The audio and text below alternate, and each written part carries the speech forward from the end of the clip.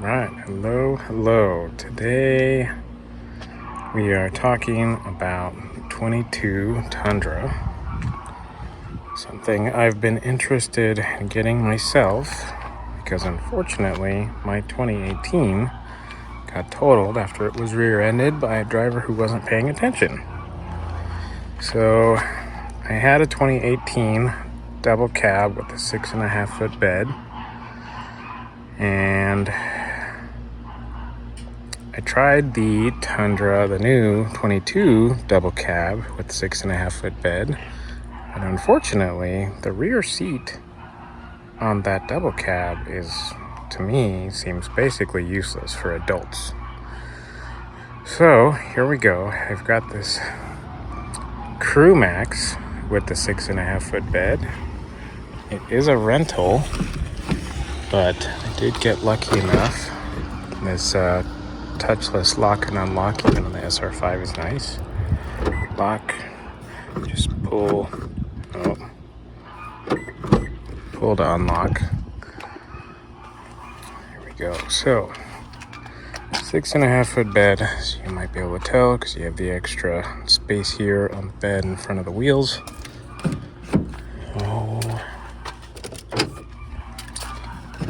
And there is the giant living room of a back seat in the 22. I've got the driver's seat set up for myself right now. I am about 5'6", so not a tall guy.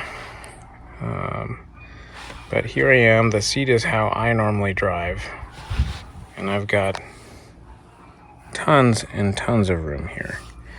The middle seat is the same. Slide over here. You can see there, I can put my feet on the hump. Plenty of room. I can split them on the side. And yeah, you could easily fit 3 adults back here. Tons of headroom, even in the middle seat where you're slightly higher. What I didn't like about the double cab, besides even the side seats, you'd sit here and my knees were touching the driver's seat, when it was set up for my driving position. But the wildest part to me was this center console with the cup holders that stick out. I think it's a very similar setup as what this looks like. It gave you maybe 6-ish inches of space between the middle seat and the cup holders. Even a child wouldn't be comfortable sitting there. So to me, the middle seat in the double cab was useless. So, and since we don't have the bench seat option, that gives you a 4-person truck instead of my SR5 with the bench seat was a 6-person truck, where I did, in my short time of owning it, get to fit 6 adults in that truck fairly comfortably.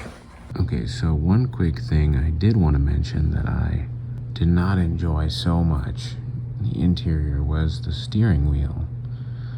The silver trim that you can see on the bottom half, on the outside edge of the steering wheel, is hard plastic. You don't really notice it until you have to do some U-turns or other parking spot maneuvers where you're doing full lock, and as that passes over your hand, it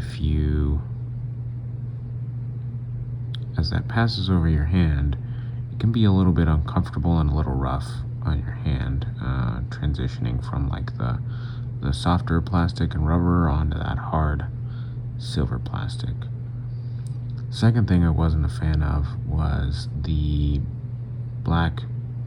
piano black buttons. Other people complain about that, and then the trim around the shifter because it gets dirty and scratched really easily. My big complaint on that was just the feel. Compared to the other buttons on the steering wheel that are that silver plastic, those feel really solid, really well made, and they just feel nice to use. The black buttons feel very cheap, and they don't give a whole lot of good tactile feedback when you use them.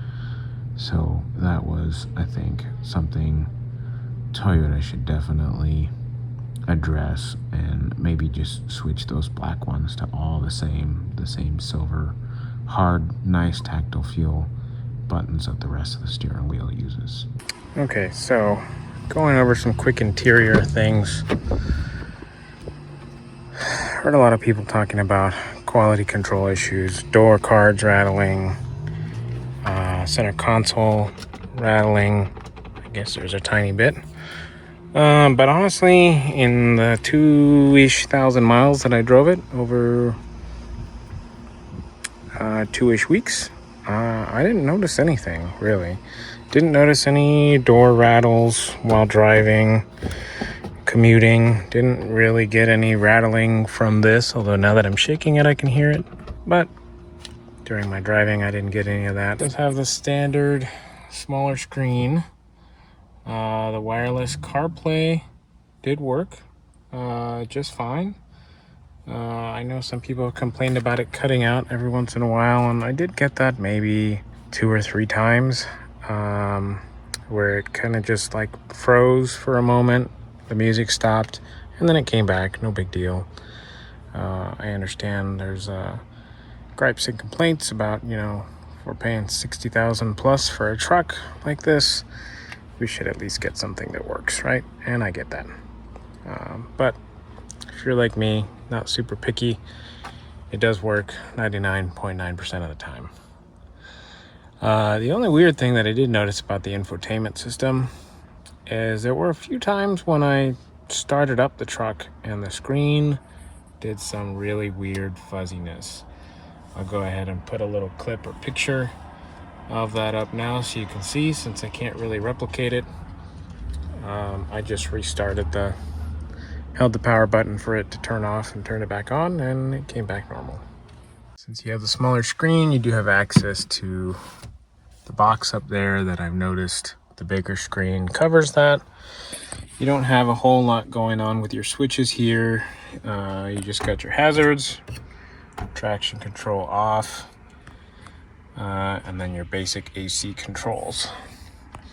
I do like that they added this pocket up here. That's kind of nice as well. And then everybody's seen cup holders, storage, slidey storage, open for the whole center console. So lots of storage. The door storage is also pretty good. So you got this extra pocket there. 2 small cup holders. I was able to fit a larger Yeti cup in here when needed, but it was a squeeze for sure. Basic seat, so this doesn't have all the adjustments that a nicer model would have, but plenty comfortable for me. We just did a road trip from Las Vegas to San Diego and back, and comfort was not a problem. I will post up the gas mileage numbers. And if you're interested in the gas mileage numbers I got for that trip, be sure to watch out for that video that will be coming out, talking about long trip mileage, as well as directly comparing gas mileage on my shorter work commute between the 3rd gen and 2nd gen Tundra. That I got to compare. So again, my other one was totaled, so I didn't really get a chance to do any comparisons there. I wasn't planning on it. But here's an older model. This is a Crewmax with the shorter bed. And we'll compare the interiors here. Oh, I need to unlock it.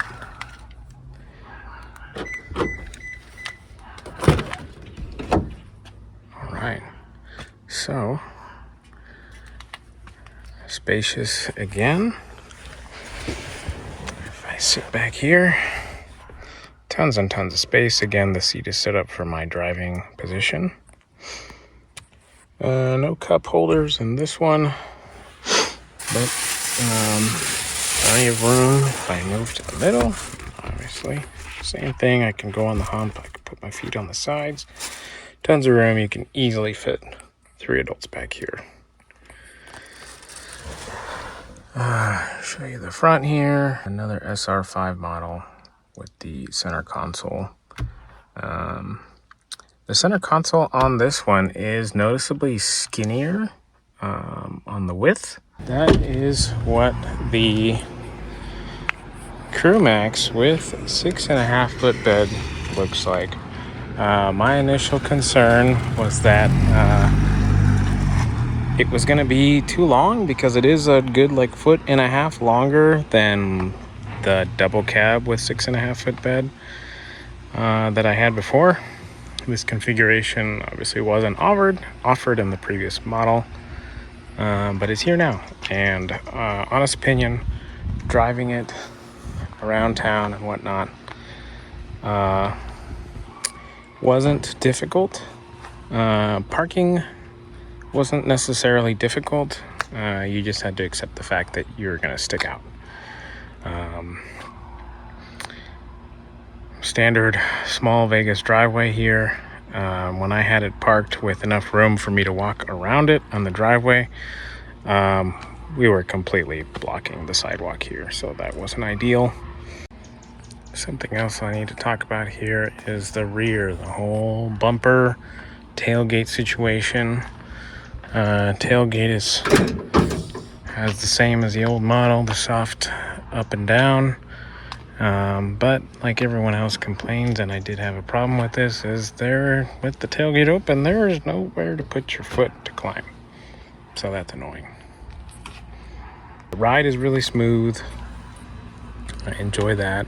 It doesn't feel like you're driving a truck this big when you're on the highway or even the streets. Thanks to the 10-speed transmission, this thing feels pretty peppy on the street because it very quickly is in the rev range for power. You definitely feel it when those turbos kick in. And honestly, it is a joy to drive. If Toyota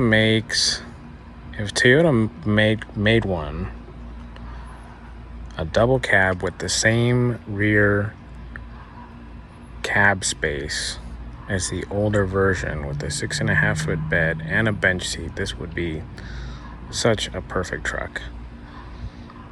But I'm a little torn now because even though it wasn't such a big deal to drive this thing, it does just still feel, and it does still kind of look a little too long for everyday use. This will be my only car, whichever one I end up getting. So I kind of wanted the 6.5 foot bed. Gives you a lot more utility. Trying to get a truck camper in the future, and the 6.5 foot bed makes that easier to fit more truck camper options. So still torn on which configuration to get, but great vehicle to drive, lots of fun, and yes, I will even say that this is fun to drive because you're always in the power band. As soon as you step on it, it just takes off, and that's even in eco mode. So yeah, there's the Crewmax 6.5 foot bed. If any of you are interested in it, let me know in the comments if you have any questions.